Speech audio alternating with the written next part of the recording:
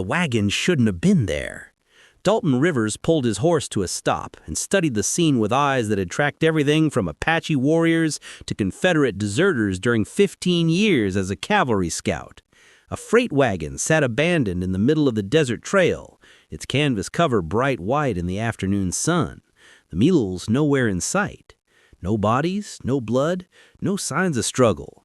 Just a wagon full of the most beautiful wedding dresses Dalton had ever seen. They hung from hooks inside the wagon bed, white silk, ivory lace, delicate beadwork catching the sunlight. At least 20 of them swaying gently in the desert breeze like ghosts of brides who'd never made it to their weddings. Dalton dismounted, his hand instinctively checking his rifle. Something was wrong.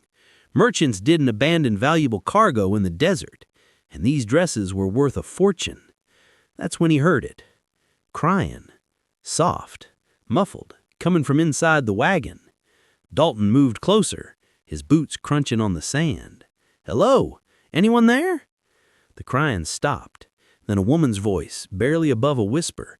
"Please, help us. They're coming back." Dalton's hand went to his gun.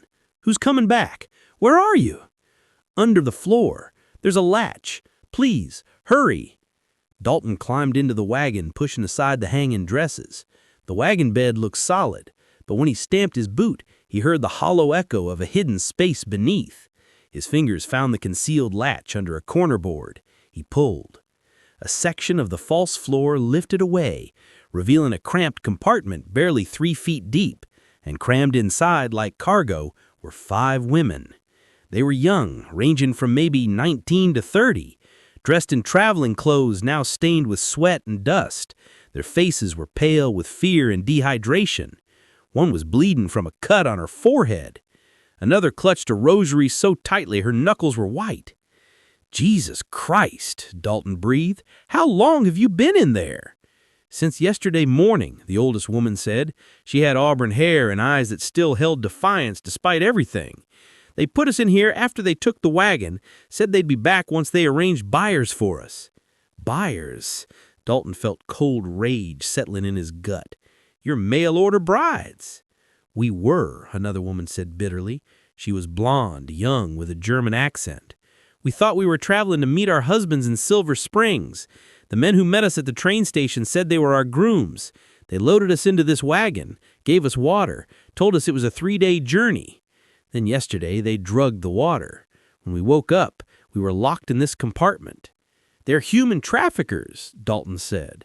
The ward's shown him the worst of humanity, but this, preying on women seeking new lives, hope, families, this was a special kind of evil. "How many men?" "4, the auburn-haired woman said. "Big men, armed. They said they were taking us to Mexico, that we'd fetch good prices there." Her voice cracked. They laughed about it. Dalton helped them out of the compartment one by one. They were stiff, cramped, dehydrated.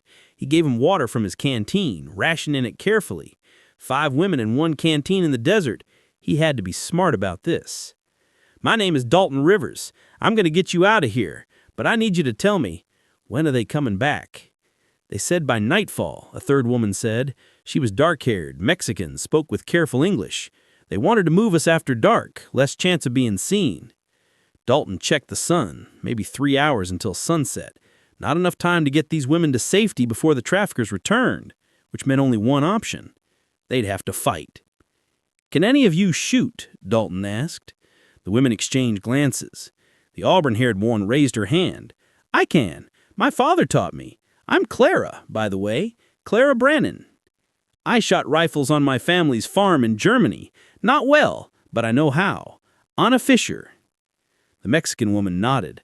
"My brothers taught me, for protection. I am Elena Ruiz."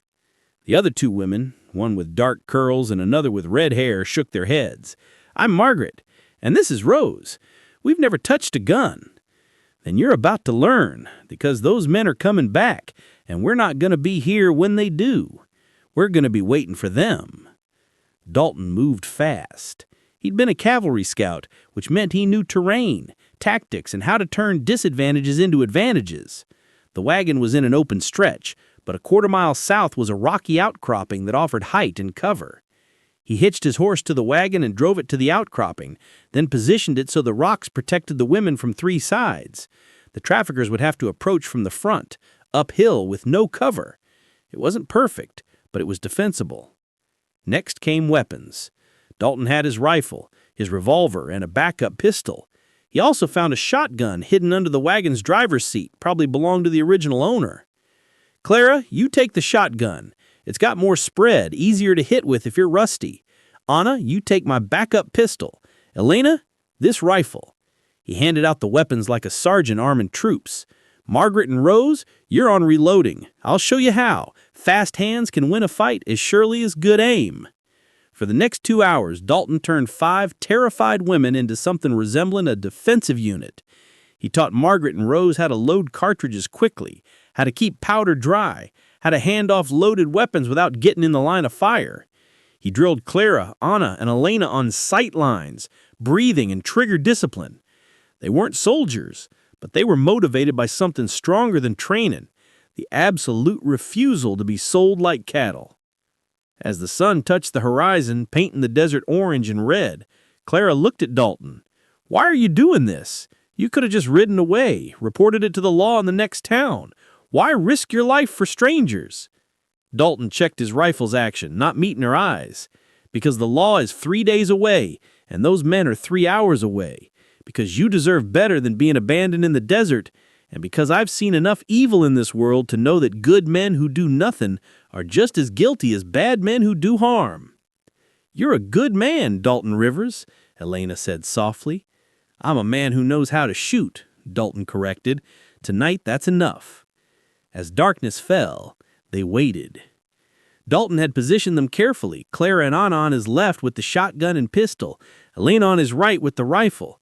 Margaret and Rose crouched behind rocks, ready to reload. The wagon blocked the center, its white canvas cover glowing faintly in the moonlight. The perfect bait. The traffickers arrived just after full dark, riding in cocky and confident. Dalton counted 4 of them, just as the women had said. Big men with guns and the swagger of people who'd never faced real resistance. They rode right up to the wagon, laughing and joking. "Told you they'd be here waiting like good little lambs. Easiest money we ever made. Let's get 'em loaded and moving. I want to be across the border by dawn." They dismounted. That's when Dalton stood up from behind the rocks, his rifle aimed at the leader's chest. "Hands up, now." The traffickers froze.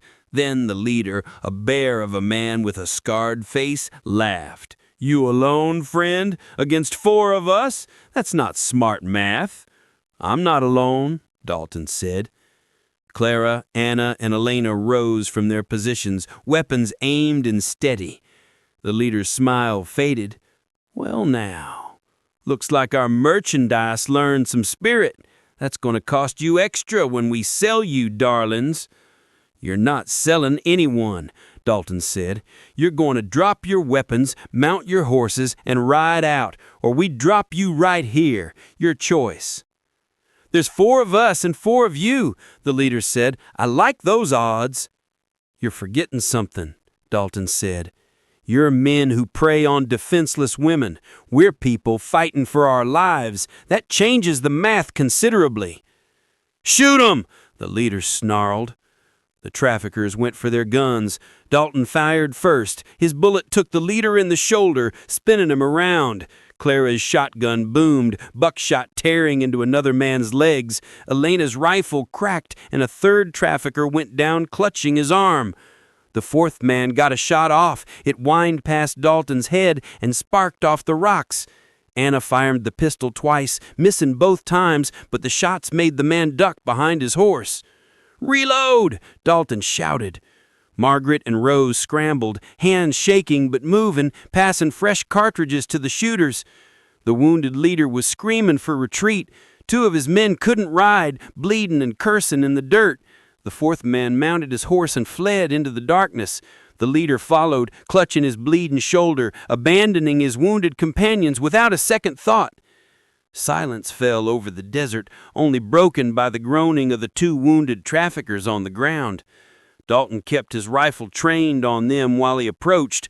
Both were badly hurt, but not fatally. They'd live to stand trial for kidnapping and human trafficking. Behind him, the women were shaking with adrenaline and shock. Anna was crying. Elena was praying in Spanish. Clara was staring at the shotgun in her hands like she couldn't believe what she had done. "You did good," Dalton told him. "All of you. You fought for yourselves. You won." "We didn't win," Clara said, her voice hollow. "We just survived. Sometimes that's the same thing, and it's enough." By dawn, Dalton had the 2 wounded traffickers tied up in the back of the wagon. The women were exhausted but alive, riding in the wagon bed surrounded by the wedding dresses that had been meant to disguise their captivity. It took 2 days to reach Silver Springs, a growing town on the edge of the territory. Dalton drove straight to the sheriff's office and turned over the prisoners with a full account of what had happened. The sheriff, a weathered man named Bolton, listened with a face growing darker by the minute. "He'll wire the territorial marshal. These bastards'll hang for what they tried to do." "There's more," Clara said. "We were supposed to meet our husbands here, men who paid for our passage, whom we've been corresponding with for months. We need to know, were they real or were they part of this?" Sheriff Bolton pulled out a ledger. "Give me the names." One by one, the women recited the names of their intended husbands. Bolton checked each one against records of land claims, business licenses, and town registrations. "Michael Fisher, yes, he's real, owns a dry goods store, been waiting for his bride for 3 weeks. That's you, Miss Anna." Anna nodded, relief flooding her face. "And Elena Roez was to marry Juan Mendoza. He's real too, runs a ranch east of town. Good man." Elena clutched her rosary, tears streaming down her face. "Margaret Hayes and Rose Parter are your intended grooms, the Caldwell brothers. They own the town mill. Real men, honest work." Margaret and Rose embraced, crying with joy and relief. "And Clara Brennan, you were to marry Thomas Grant." "Miss Brennan, I don't know how to tell you this. Thomas Grant doesn't exist. There's no record of him in any registry. No land claim, no business, nothing." Clara's face went white. "Then who?" "The letter you corresponded with came through a forwarding service," Bolton said quietly. "I'd bet money it was written by those traffickers. You were the target, Miss Brennan. They probably planned to sell you separately. You're educated, well-spoken. You'd fetch the highest price." Clara sank into a chair, the reality crashing over her. She had left her home in St. Louis, sold everything she owned, traveled across a continent for a man who never existed. A trap that would have destroyed her if Dalton hadn't found that wagon. The other women went to their real fiancés, Anna to her German shopkeeper, Elena to her Mexican rancher, Margaret and Rose to the mill-owning brothers. There were tears, embraces, and wedding plans made on the spot. Clara stood apart, watching them, her face composed but her eyes betraying her devastation. Dalton approached her. "What will you do?" "I don't know," Clara said. "I have no money, no prospects. I can't go back to St. Louis. There's nothing there for me. I suppose I'll find work here, maybe as a seamstress or a teacher." "You could do more than that," Dalton said. "Sheriff Bolton says the town needs a deputy, someone smart, brave, good under pressure. You proved you're all those things." Clara looked at him, surprised. "A woman deputy? Why not? You can shoot, you can think on your feet, and you've got more courage than half the men I served with in the war. This territory needs good people, Clara Brunnan. Man or woman doesn't matter." Clara's eyes filled with tears. "You really believe that? I just watched you fight off human traffickers with a shotgun you'd never fired before. Yeah, I believe it." "What about you?" Clara asked. "What will you do?" Dalton had been asking himself that same question. He'd been drifting since the war ended. No home, no family, no purpose beyond survival. But these past few days, protecting these women, teaching them to fight, delivering them to safety, had reminded him what it felt like to matter, to be needed. Sheriff says he could use a tracker, someone who knows the territory, someone who can find people who don't want to be found. Dalton met Clara's eyes. Might be I'll stay here a while, see how it goes. Clara smiled, a real smile, warm and genuine. I'd like that. 3 months later, Clara Brunnan was sworn in as Silver Spring's first female deputy. She wore her badge with pride and carried the same shotgun that had saved her life in the desert.